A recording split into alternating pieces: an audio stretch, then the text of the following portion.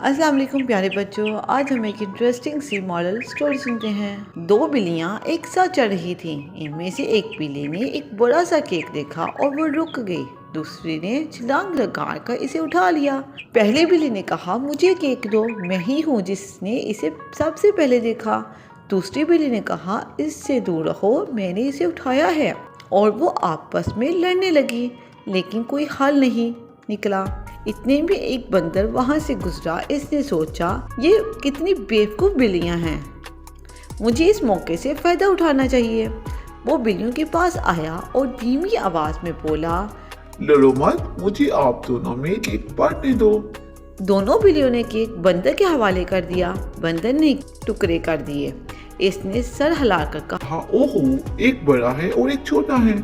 एक केक थोड़ा सा बड़ा था। इसने इसमें से कुछ केक खा लिया और अब बोला, ओहो, ये अब भी छोटा है। ओहो, ये अब छोटा हो गया है। इसने दूसरे केक में से कुछ हिस्सा खाया।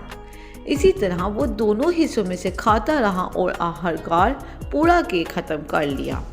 बेचारी बिल्लियां मायूस हो गई और बंदर का मुंह देखने लगी।